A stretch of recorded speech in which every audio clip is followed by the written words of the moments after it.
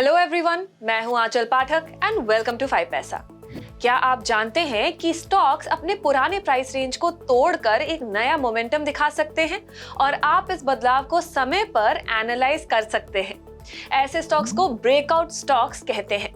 आज के वीडियो में हम ब्रेकआउट स्टॉक्स के बारे में जानेंगे और ये भी समझेंगे कि आखिर आप इनमें कैसे ट्रेड कर सकते हैं और इन्हें कैसे चुन भी सकते हैं।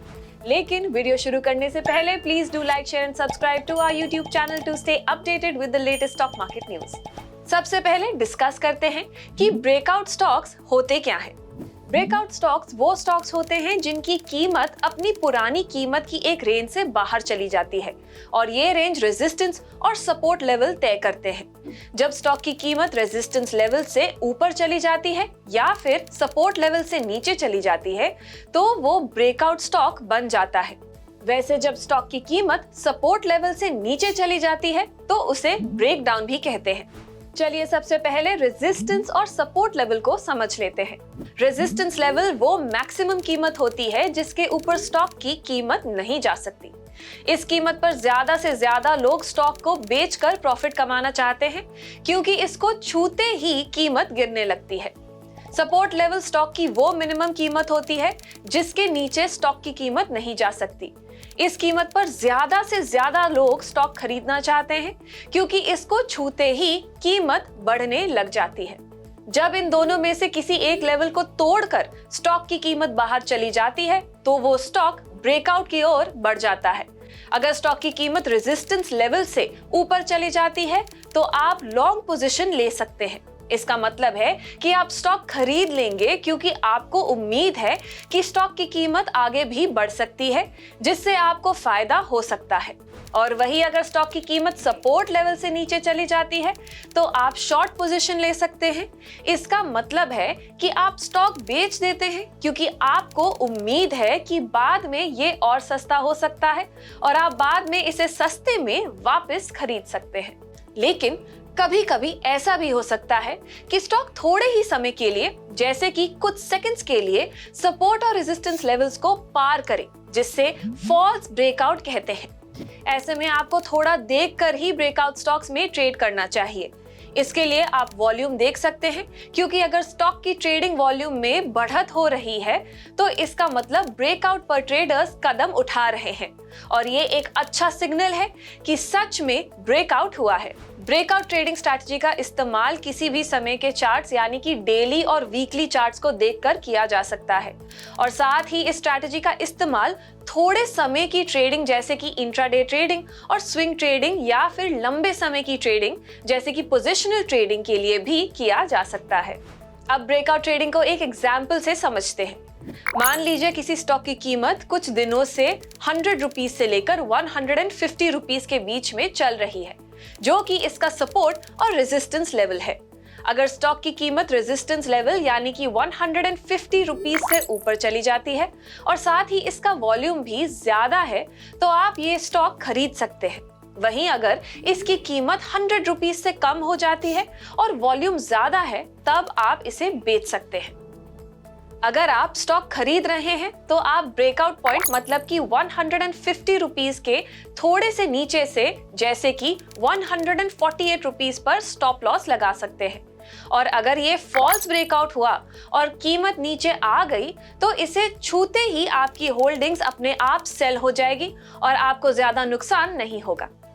वहीं इसमें प्रॉफिट टारगेट की बात करें तो आप इसे नए रेजिस्टेंस लेवल्स के आसपास लगा सकते हैं जैसे कि 165 रुपीज और अगर ये स्टॉक ये कीमत छू लेता है तो आपकी होल्डिंग सेल हो जाएगी और आपको प्रॉफिट मिल जाएगा।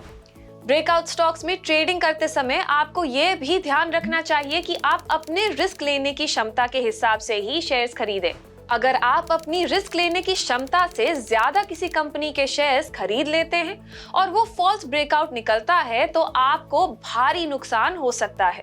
चलिए अब बात करते हैं कि ब्रेकआउट को पहचानने के लिए आप कौन से टेक्निकल इंडिकेटर्स और चार्ट पैटर्न्स का इस्तेमाल कर सकते हैं। Moving averages. सबसे पहले बात करते हैं मूविंग एवरेजेस के बारे में।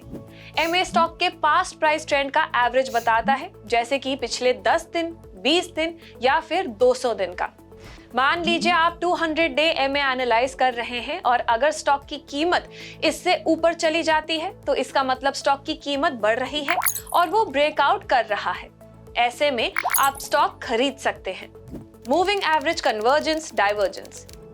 MACD एक मोमेंटम इंडिकेटर है जो कि 26 डे EMA को 12 डे EMA में से घटाकर कैलकुलेट किया जाता है, जिसे MACD लाइन कहते हैं। इसमें एक 9 डे EMA भी होता है जिसे सिग्नल लाइन कहते हैं। अगर MACD लाइन सिग्नल लाइन को नीचे से ऊपर से क्रॉस करती है तो आप स्टॉक खरीद सकते हैं क्योंकि स्टॉक की कीमत बढ़ रही है, और वही अगर MACD लाइन सिग्नल लाइन को ऊपर से नीचे क्रॉस कर जाती है तो आप स्टॉक बेच सकते हैं।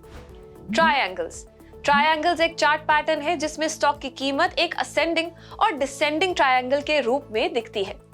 असेंडिंग ट्रायंगल की बात करें तो इसके बनने पर आप स्टॉक खरीद सकते हैं जब रेजिस्टेंस के ऊपर प्राइस जाते हैं। डिसेंडिंग ट्रायंगल बनने पर आप स्टॉक बेच सकते हैं जब प्राइसेस नीचे की ओर ब्रेक डाउन देते हैं। हेड एंड शोल्डर्स पैटर्न में 3 पीक्स होती हैं जिसमें बीच की पीक की हाइट बाकी 2 पीक से ज्यादा होती है, और इसे देखकर आप पता लगा सकते हैं कि स्टॉक की कीमत कम बढ़ने से गिरने की ओर जा रही है।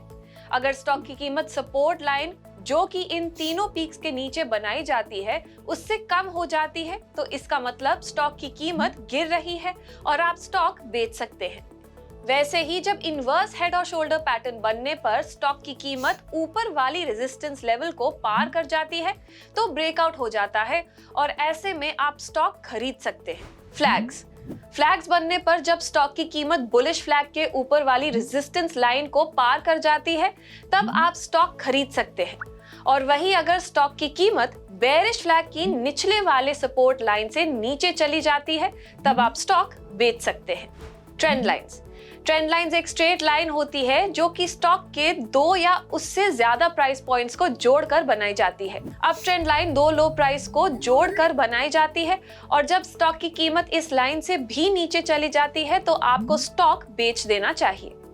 Down trend line 2 high price points को जोड़कर बनाई जाती है और जब स्टॉक की कीमत इस लाइन से ऊपर चली जाती है तो आपको स्टॉक खरीद लेना चाहिए। News related outlook.